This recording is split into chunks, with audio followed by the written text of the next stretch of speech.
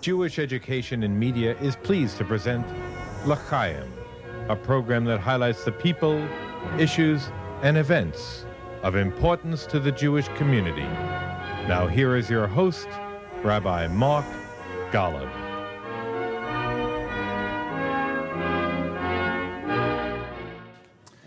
Many of you know that while people who understand little about the state of Israel only imagine it in the context of the Israeli-Palestinian conflict as a state living under perpetual siege, those who have any real experience with Israel and the Israeli people, those of you who have visited Israel and walked in the midst of total security and experienced the vitality and energy of the Israeli people, you know that that energy is both tangible and contagious. You know that Israel is really an amazing social experiment, which is brimming with creativity and, to use Dan Senor's word, innovation. Israel is a high-tech, first world country which not only benefits its own people, but which makes a remarkable contribution to the people of the world as a whole.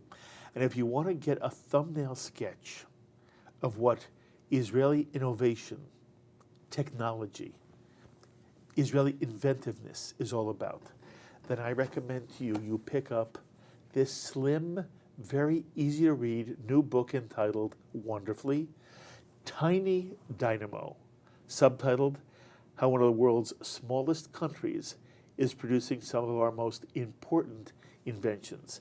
And I'm so pleased to be joined now by the woman responsible for Tiny Dynamo, Marcella Rosen, who also happens to be the founder of Untold News, a news service that helps let people know many of the extraordinary humanitarian innovations Israel is developing in the fields of technology and medicine. And Marcella Rosen, thank you so much for joining us. It was wonderful to be sitting with you. And you did a wonderful job putting this book together. And it tells a story that many people, Jewish and non-Jewish, have no understanding of. That was the objective, to raise awareness of all the Israeli inventions that impact our lives and make them better, because almost no one knows. You are the founder of Untold News. Untold News. Right. And the way I understand it, Untold News has a goal. Its goal is to really tell the story that most people don't understand about Israel, much of which is exemplified by the book Tiny Dynamo. Right. I want to know how you come to create this approach to Jewish life and how you created Untold News. Well, there are several pieces. One is it's an issue of fairness. I thought it was terribly unfair that nobody heard anything positive and that people only heard negatives. And I want Israel to exist. Why? Well, I think we paid a high price in all our history with all the persecution, and we finally got our own country, and I want to make sure it survives. And I'm well aware that as generations pass, each generation knows less about Israel, each generation feels less connected to it, the bonds begin to loosen. And the U.S. is a vital partner, and I want to make sure that that relationship remains. So I wanted to do something to strengthen the bonds. The other side is probably background, that I do come from a family that was always very concerned with fairness and helping people. My dad was an Orthodox rabbi. Where? In Manhattan. His name was Leo Young, and some people credit him with bringing the modern to Orthodoxy in the United States. He was very involved in the community in general, Fort McCarran, for example, but also in the Jewish community where he started a lot of things, so that I saw this growing up. You had a wonderful model then. I did. Father. And was your my mother also? What was your mother's name? Her name was Irma Rothschild originally, wrong branch, but lovely, warm, big family in Switzerland. And Dad was a scholar in Cambridge and wrote a lot of books and stuff, and Mom was, as smart, pragmatic, less public, and it was a great combination, and they both were very giving and very caring about human beings. Do you have siblings? Yes, I'm the youngest of 4 daughters. 4 daughters. Right. Your father had 4 daughters. You He ever did seen indeed. Tevye? Yeah. Okay. What was Shabbat like for you, Friday night? Well, By the way, he was a rabbi, so sometimes rabbis have a harder time, ironically. well, we often had some guests who may not have had another place to go. They were always warm and welcoming. And that's the kind of Jewish background you grew up with. Yes, I did. I chose my parents very well. I was Good for lucky. you. Very good for you. What was their attitude towards educating daughters? Well, all my sisters are college graduates, and they were all for it. And in fact, there was, in a strange way, they never pressured me. I did pretty much what I wanted. Mm-hmm. But of course, I was good. Everybody was good. You were expected to be, and you were. And if you weren't, Dad said 4 words, and the tears would come down. Oh, the good old days. So, but you went to Barnard, and then you went also to Columbia Graduate School? Yes. So you really did incredible work in the academic field, and you were bright and capable, but you also, seems to me, you were really given a certain sense of encouragement by your mother and father. Yeah, I think I was, and also Barnard was a wonderful school to encourage you to try for what you really wanted, not to settle. And that helped too. Were your parents Zionist at the time? I think they were always Zionists, pro-Israel, and wanting it, and in many ways, yes. And you get married to David Rosen? Mm-hmm. When you create a home for your children, and you have 2 children, Right. how many grandchildren? 4. Mazal tov. Perfect, of course. Perfect. What kind of Jewishness did you have in your home?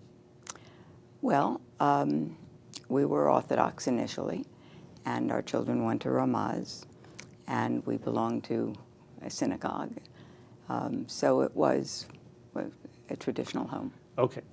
So you decide you want to make sure people understand a side of the story of Israel that often sort of is just overlooked, yes? Yes, and my target audience, my primary target, is really educated Americans who neither hate Israel nor love Israel, but aren't looking for any information.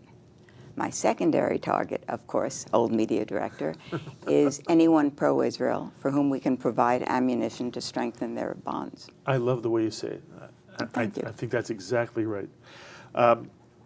So how do you do the research for this book? In a few minutes, I'm going to pick some of my favorite chapters By all for you. means. What Marcella has done in Tiny Dynamo is that it's really a series of 3 or 4 page chapters in which she highlights one of the extraordinary inventions that has come out of the state of Israel, which has really had an impact on people all over the world. So how do you do the research for this book? Well, full disclosure, I didn't do it alone. I did it with Dave Kornhaber. Whom you give credit for. Yes, I do. Who is quite phenomenal in taking complicated subjects and making them not only clear and simple, but interesting. Well, good for him. So he did a lot of the research. He did the interviews with the people at each company.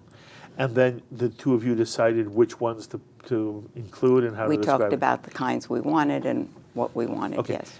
I look at the book, Marcella, and I just found chapter after chapter riveting. And I know a great deal about Israel. Some of the things that you mention in this book, I know. I've talked to the people behind them. Some of them, by the way, were highlighted at the 2013 APAC National Policy Conference, which was also terrific to actually see it on stage. But there are things I did not know about, and I think that many people who have not experienced the inventiveness and the creativity of Israel will be surprised. So may I ask you a couple I want you to talk about a few that just Sure. somehow grab my attention. One of the things that you talk about is the inventions that impact the world of medicine. Mm-hmm. And that is a particular interest to me for a whole host of reasons. I revere those who choose to go into the medical profession. I believe they're doing God's work, and that I want to give them not only all kol hakavod to every one of them. I hope they make a lot of money, and I hope they're very good at what they do. And do then more. I do more, and then I want, as much as possible, modern science to aid them in what they do. So you begin the book by talking about Aaron Gedenken and what he did to reduce hospital infections And you have a stat that begins your book that just, and you say it's going to blow you away. It blew me away. Do you remember what I'm referring to? Oh, sure. The fact that 1 million people a year die of hospital infections in the world. 1 million people a In the year world. die in hospitals, Of not from their disease. No, but from infections they pick up. In the hospital. Right. And 90,000 in the U.S. That's an extraordinary number, and it comes from all the fabrics. It's bacteria on everything from the doctor's robe to the curtains to the towels and sheets. And other people have tried to find ways to stop that or coat the fabric, but they all washed out in the washing machines, which are quite hot. And he found a way to put together a solution that impregnated the fabric and stayed with it. And it is so extraordinary, the potential of it is so extraordinary, and the cost of building the machinery to do this, because there's so many fabrics and so many yards of them, that they have a consortium of, I think it's 16 or 17 academics and countries and industries in about 11 countries to build the machinery that will make this possible, but could have an incredible effect. So Israel may save close to 1 million lives. That's right. Of people who die unnecessarily. Totally unnecessarily. And I remember, if you go into a hospital now, everywhere you look there's a sign, wash your hands, it saves lives. And it's good to wash your hands, but if the fabrics have bacteria, you're still vulnerable. Absolutely. Okay. So anyway, that's one way in which Israel is helping to save lives. You also talk about the pill cam. Talk for a moment about the pill cam, which I love. I do too, because it's one of the few that's easy to see. Right. It's the size of a vitamin pill. You could hold it between 2 fingers. And it's like a miniature television studio. It's got a camera and a light, and you swallow it. And it goes through your intestines. And it then beams to your doctor's computer a lot of pictures so that he can diagnose and see exactly what state you're in. 2 million people have taken the pill cam. And it's an extraordinary thing. And who knows, someday it may eliminate colonoscopies. Just extraordinary. You also talk about something which evidently you've experienced, or people you know have experienced, having to do with restoring vision, macular vision. What's the story there? Well, something like 2 million people in the United States have macular degeneration, as it's called. And I'll do the best I can. I'm not a doctor. Basically, the macula, the center of the retina, no longer can see. But the area around the macula, which is peripheral vision, does still work. So he figured out a way to create a miniature telescope, a little tiny thing that they implant in the macula. And it then beams what a normal eye would see to the peripheral areas, and they can learn to see it. Just remember, this is Isaac Lipschitz, by the way, That's who right. created the macular vision telescope that you're talking about. The state of Israel may create something that will help people see who ordinarily would have lost their vision. It's just remarkable. And in Europe, he's even gone on and created something that's a quarter the size of the one he's planting and has permission to do in the U.S., which may be the smallest telescope ever made. Amazing. So there's a lot of potential there. Something which may sound more particular for fewer people, but is also very, very important, done by Professor Moshe Shoham, having to do with spinal surgery. You read about that? Yes. Spinal surgery, I think the number is 10% of the people who have it have to have it redone, and 3.5% get permanent damage. The surgery itself either must be done a second time, Right. or as you say, a percentage, somewhere between 3 to 5%, actually they will be damaged as That's a result right. of this spinal surgery. Right. And so what he discovered was the use of a robot, in effect, a spinal robot. And they attach the robot to your body so it moves with you, and it is far more accurate. And at the moment they've done, I think the number was in the hundreds of operations, but not one of them created a problem. Not one. Not one.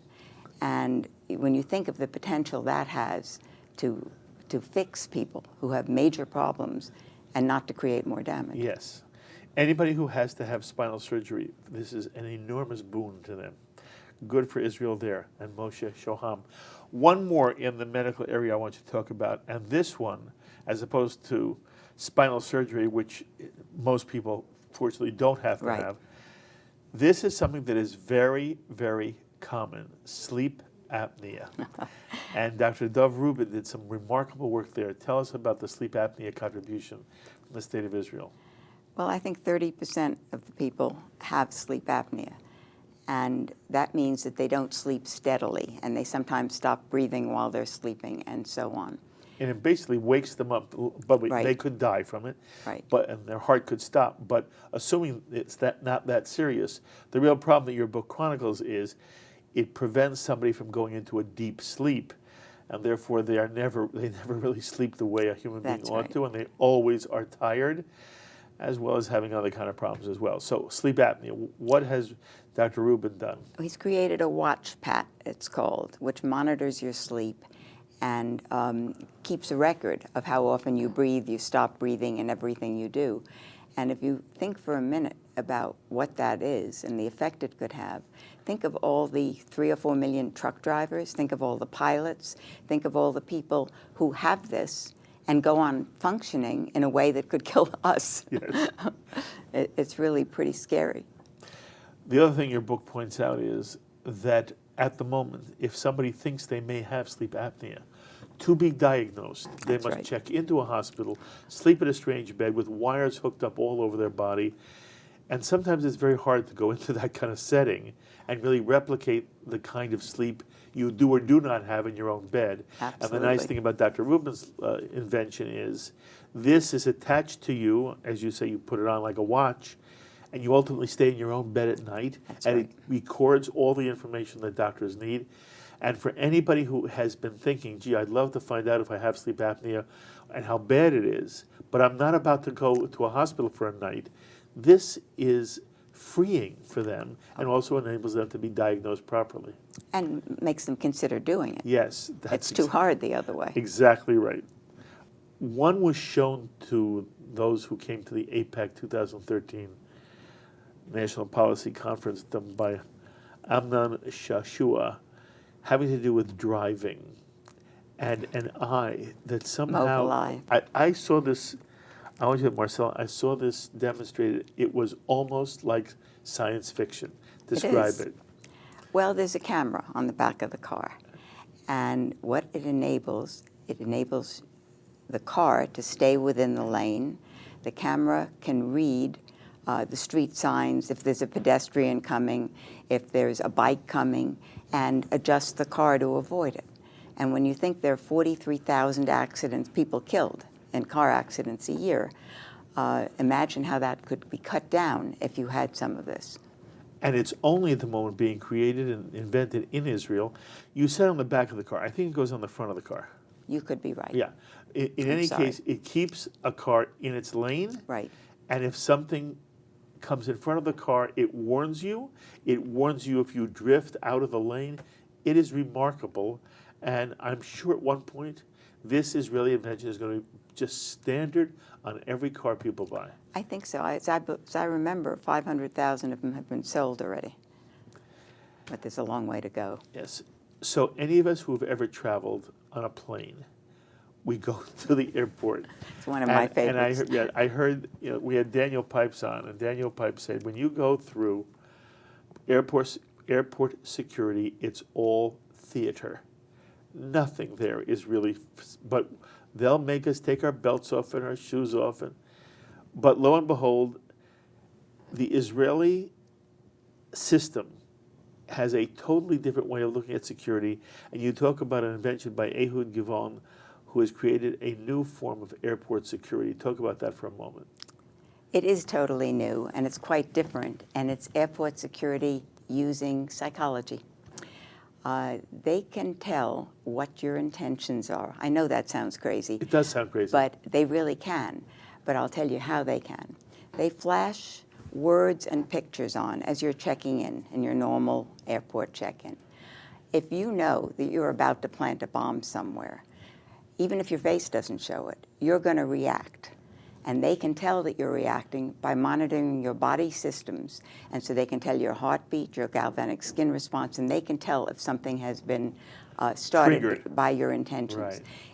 Somehow, if people have no bad intentions, they don't even see it. And they have tested this on about 1,800 people, and they have a number of countries, the U.S. for one, very interested in talking to them about it. It's a whole new take and might let us keep our shoes on. Exactly right. We hope so. And then anybody who's ever used a computer knows what a flash drive is. And, you know, we know that Israel was responsible for much of the cell phone technology used all over the world. But I don't think everybody understands how much the flash drive comes from Israel. And I gave a guy named Dov Moran. Talk about the flash drive. Well, he was making a presentation one day, and he wanted a way to back up the presentation. And there was no good way. One way was too expensive, and another way couldn't do the whole thing. And so he decided he had to solve the problem. And in the end, what he created, the flash drive, replaced all the prior methods of doing it, and it's universal. Universal. In the millions. And it comes out of Israel. It comes out of Israel. You know, when you think about it, one of the questions, of course, is why? And some of them are obvious. They lived in the desert. You have to conquer it. Desperation. They didn't have much. Immigration. They absorbed it. But there's also two other pieces. One is they had people from 80 different countries and cultures encouraged to asking questions. And they really encouraged innovation.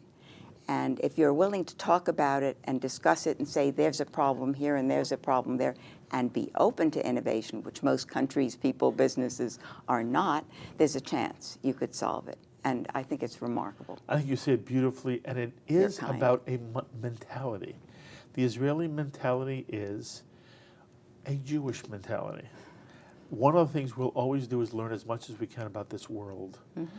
There are other religious traditions where that's not the emphasis. The emphasis on the Jewish tradition is this is, whether you talk about it in terms of God or not, this is a world that we have been blessed to be in, and our job is to improve everything in it, to understand it. And we've been taught from the time we were very little children, the more you understand about the world, the closer you are to the divine. Again, I'll let everybody define the divine in their own way. So we have been called the people of the book, and we love learning. We love it. And so the state of Israel has that mentality, and it has done remarkable things. I want to mention only one other area that you touch upon in your book. And you just mentioned that in some way the environment does drive how people think and what they do. And they had the desert to conquer. And one of the most important issues in the Middle East, and it's been that way from day one, is water. And most people don't realize the word for blessing in Hebrew, which is baruch or berach, is really derived from the word for well. Because wherever there was water, there was a blessing for people. So the noun well ultimately evolves into the verb to bless, because it is a blessing to have water. Isn't it lovely? So there are two things you talk about having to do with water. One is the desalting of the ocean. And here we have this vast body of water, I mean, untold amount of water. But unless we can take the salt out, it's unusable. And what you talk about in your book is how it almost is a fight against nature to take the salt out. But talk about the desalting process in Israel, which was developed in your book. You're giving credit to a number of people, including Professor Yoram Oren. Well, another way of saying it is making the ocean drinkable. Yes. It is one of the biggest problems on Earth, how to have enough drinking water. He discovered that there was something called reverse osmosis. And that was able to take the salt out of the water. And it's a filter. It doesn't look that prepossessing, but that little discovery is the leading source of fresh water in the world today. In the world? In the world. It's not simply for Israel. It's all over the world. Oh, no, it's in Africa, and it's all over the place, and it has been for a number of years. That wasn't just done. That's an old discovery, but a major, major way. You know, all the I shouldn't say all, but virtually all the things that I've mentioned here, virtually all of these are critical to human existence. Yes. There are some that are just fun. Yes. But some here are really going to make life better, healthier, people will live longer. And then there's one, again, just for fun, and this has to do with something Alon Bodner created, to breathe underwater. And again, you know, if you can't breathe underwater, it doesn't mean you can't have a lovely life. But it's interesting to me that an Israeli said, I want to be more like a fish. I want to be able to actually be in the water and be able to breathe. Talk about that for one moment. Well, what we currently do, if you dive, is use a tank, Yes. and that's pure oxygen. What he found, which is extraordinary, which is a way to take the oxygen out of the water and make it usable. And that, if you think about everything from submarines to perpetual stations in various places, it's an extraordinary invention. So Marcella, as you did this book, Tiny Dynamo, did you keep saying to yourself, wow, just wow? Absolutely. I couldn't believe it. And as each one came along, there was something else that I had never thought of, I was totally unconscious of. I'm far from an expert on IT, but I certainly can use computers and iPhones and all that stuff. And they've done so much IT. In fact, every major IT company has a branch in Israel. You know, it's the reason that Warren Buffett and Bill Gates talk about Israel as being extraordinary. It's real, and they've done that. And when you think about every arena, as you said, from the environment to IT to medicine to more important things and less important things, and it goes on and on and on. We have a Facebook page Please. I wanted to tell you about for a Please. minute. We started it, not initially, but we did start it, about a year ago. And who's the we? We is Untold News, which is a 501c3 I formed to get the word out about Israeli inventions and humanitarian acts. And we started a Facebook page, and we post 5 days a week, mostly on inventions. Yes, once in a while it's National Falafel Day, or there's an Arab and an Israeli who started an ice cream parlor together, but mostly it's inventions. Just think about that. 5 times a week, new inventions. I mean, they're not all executed yet, but they're extraordinary. And it goes on and on and on, is my point. Most recently, let's see, here we have pirate bugs taking the place of pesticides on many Israeli crops. New solution to spinal stenosis. Israeli students developed a system that saves the water you waste while waiting for the shower to get hot.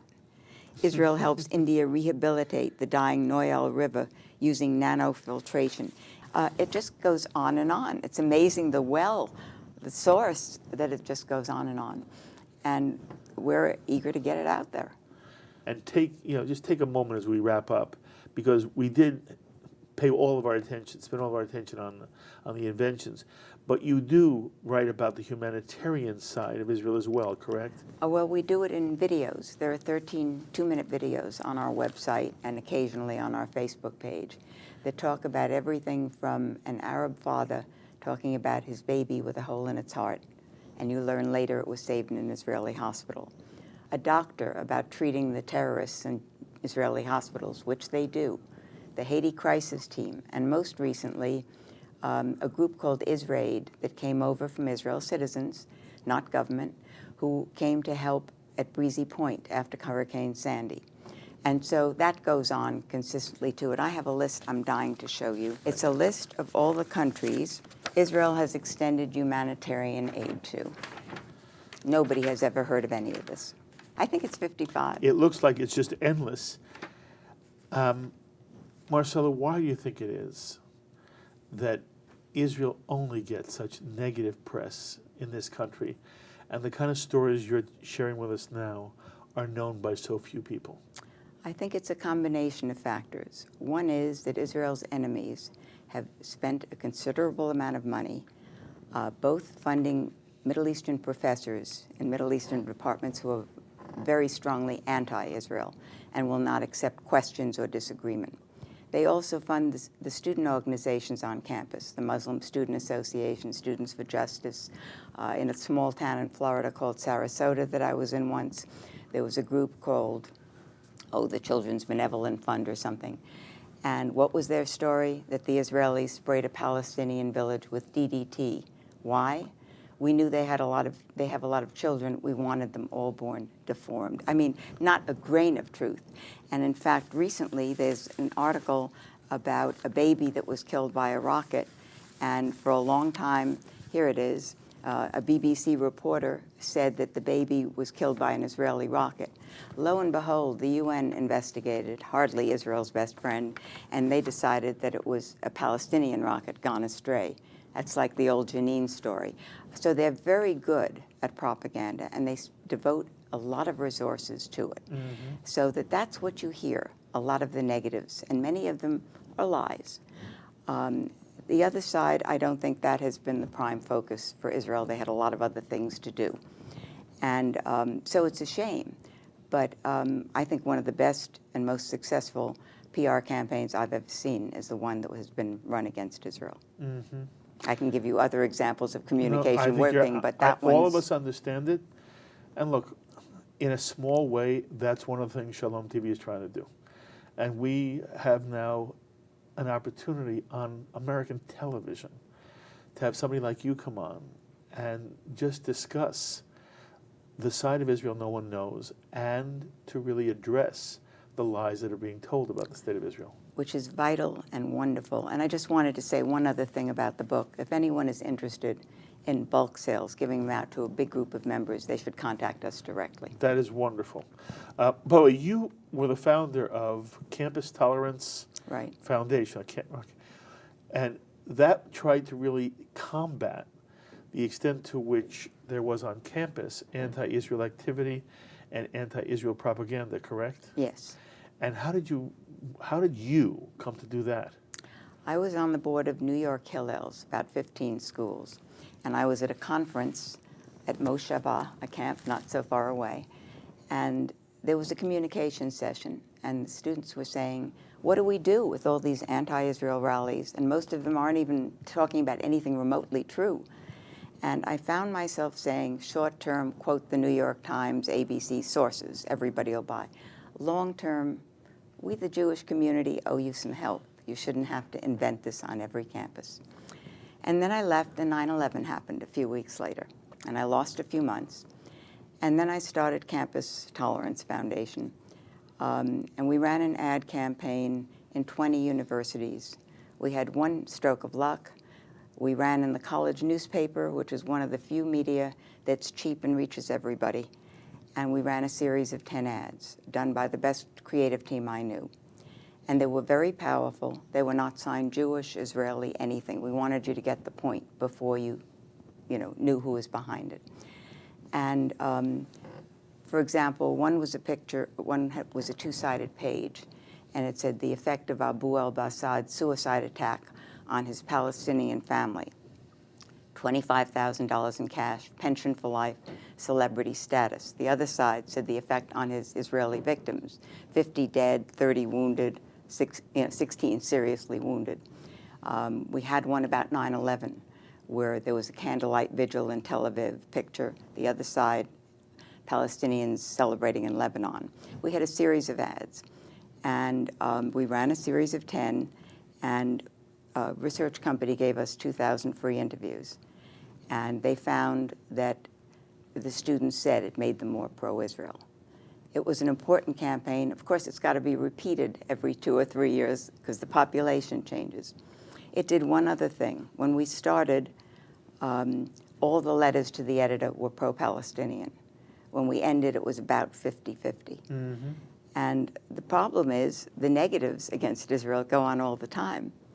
And more organizations are trying to have positive meetings and things on campus. Are you still involved with Campus Tolerance? Not really. It morphed to one other thing, which was measuring the level of intolerance on college campuses.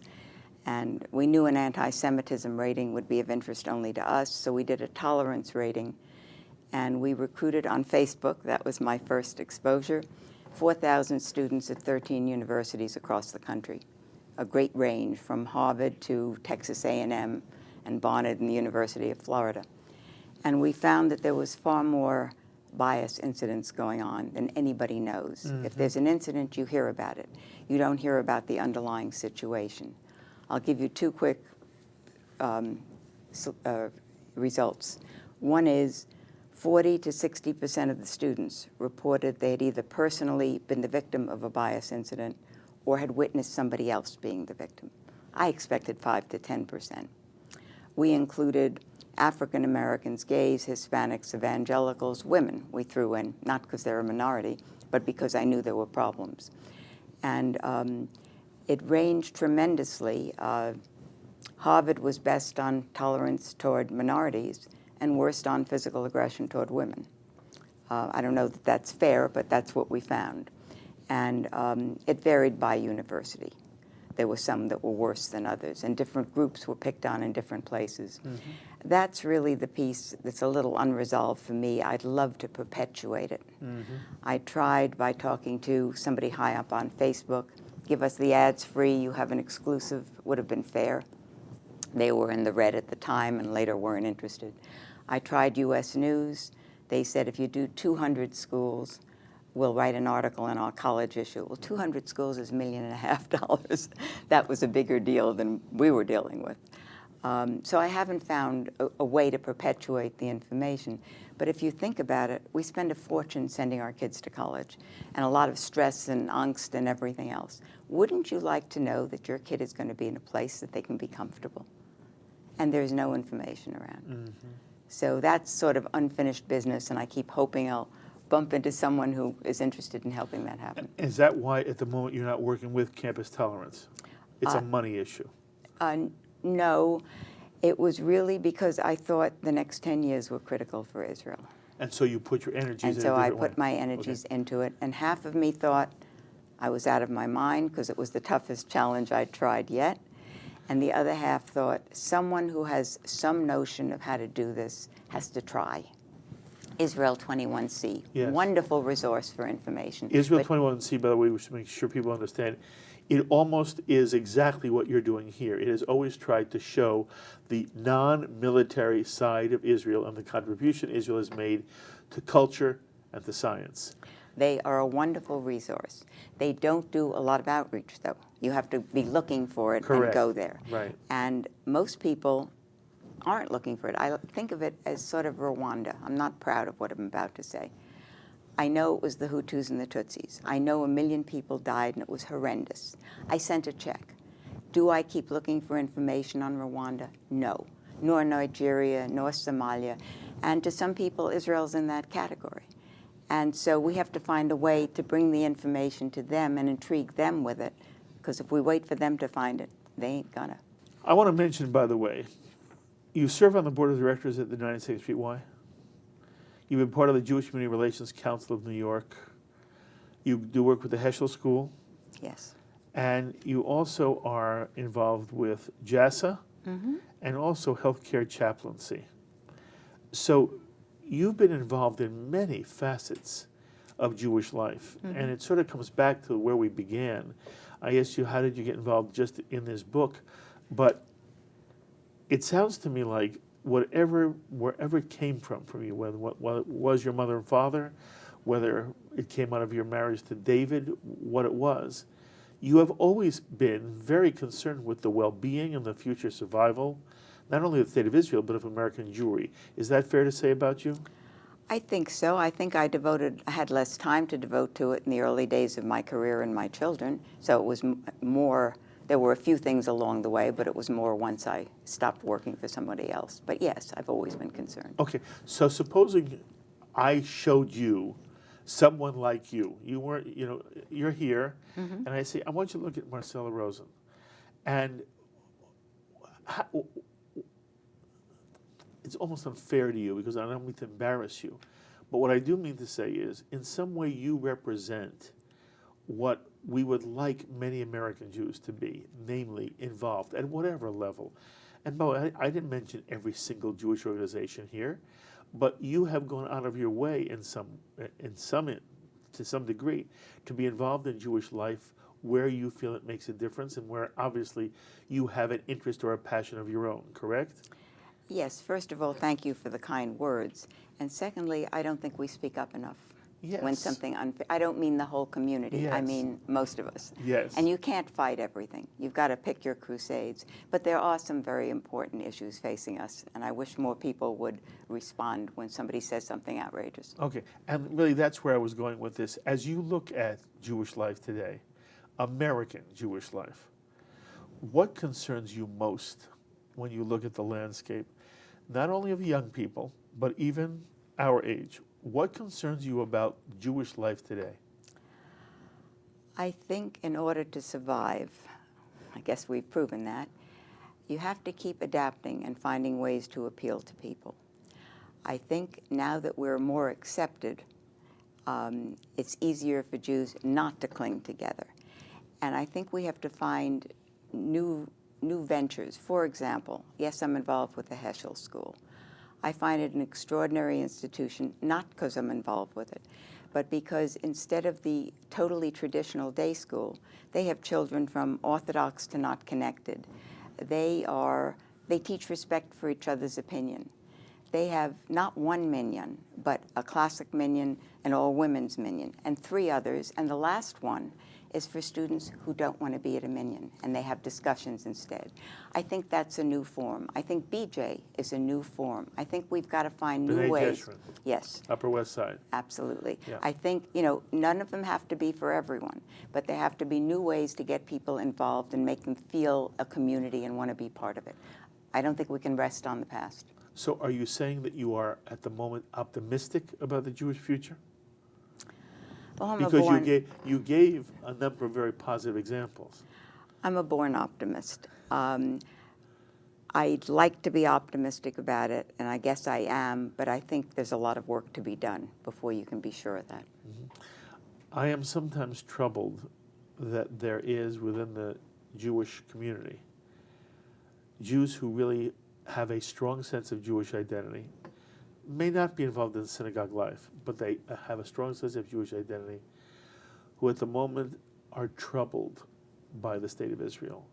And all they hear is occupation, in some way, the treatment of Palestinians that make them uncomfortable.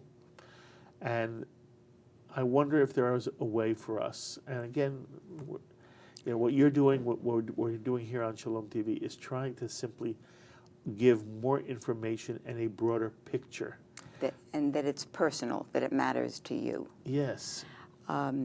Yeah, at least we're both working on it, and that's a good beginning and an important beginning.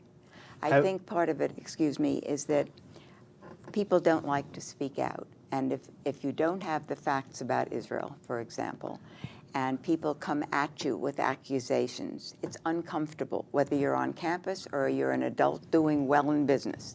And so you sort of shy away and you don't look for it. You just sort of accept what you hear, and that's the greatest danger of all. Mm-hmm. Did you ever face that in your professional life within the advertising agencies that you worked for?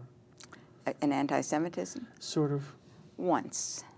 I was interviewing at a major company, and we'd gotten as far as when I'd start and what my salary would be, all right? And all of a sudden he said, "What does your father do?" And I said, "He's a rabbi." And there was a dead silence. And he then said, "Well, why don't you think about it and let me know if you're interested?" And I said, "I can tell you," being naive, "I can tell you right now I'm interested, great company, blah, blah, blah. Well, you think about it and write me a letter." So, of course, I wrote a letter instantly, and I got back, "We think you're great. We wish you the best of luck somewhere else." But that's the only time it was obvious. Mm-hmm. So I was in New York, maybe there was a little here and there, but that was the only time. I had more trouble being a woman than being Jewish. Really? Well, I was lucky, and in the end it didn't matter, but there were a few cases there, certainly. It was a different era, and yeah, there weren't women in the business or marketing end of a lot of businesses. How about your children? Have they grown up with enough of the understanding? Because I talked people, by the way, who are very devoted. It does not necessarily mean that children who have a different experience than we do, than we did, they just live in a different world. And they live in a much more open world than we did when we were kids. That's right. And sometimes even the most committed of Jews now have lovely children, but those lovely children do not have the same commitment to Judaism or commitment to Jewish people and an interest in the state of Israel. How have you done? Well, I think my line is, I brought my children up to think for themselves, and damn it, they don't always do what I want. So they have some of it, probably not to the same degree. So, you know, as you look now at the work you still have to do, and Marcella, you're never going to stop working, I know that. I don't particularly want to. Okay. Right. What's next for you? Well, I'm very eager to spread the word, get on a lot of interviews, raise the issue. As I have said, this is not an ego trip. This is not a profit-making venture. I want people to know positives about Israel so that they see a value in it as an ally and as a force, and they want to keep it existing. So that I will continue with for a while. We're not there yet. We've just begun, really. And who knows beyond that? Could you answer that question? No, you're right. But I like your answer very much. And I have been very, very moved by you. I wish you kol tuv hatzlacha, only wonderful success in everything you do. And you've written a wonderful book. I hope everybody goes to Amazon and gets it. Thank you. And as I said, I hope many times you and I will sit together as we see the whole process unfold. And there'll be other times you come here and share your insight and wisdom. Thank you very much. Well, it's been a pleasure for me. You couldn't have been more supportive, and thank you very much for the opportunity. Thank you very much. And that was my conversation with Marcella Rosen, who has written this marvelous book, Tiny Dynamo. Do yourself a favor and make sure you pick it up. As always, I invite you to be in touch with me with any thoughts or comments you may have to the ideas that Marcella has expressed here. And what's your feeling about the Jewish future now and the tie between American Jewry and the state of Israel? And do you think people understand what Marcella is trying to show in the book, Tiny Dynamo? The extraordinary contribution Israel is making. It's not about war. It's not about conflict. It's not about the Palestinian problem. It's about this tiny country, you know, the size of New Jersey-ish, trying to make a difference and help people all over the world. In any case, I look forward to hearing from you. Please email me, write me, post on our Facebook wall, tweet me. I look forward to hearing from you. Until the next time, I'm Mark Golub. L'chaim, my friends, to life.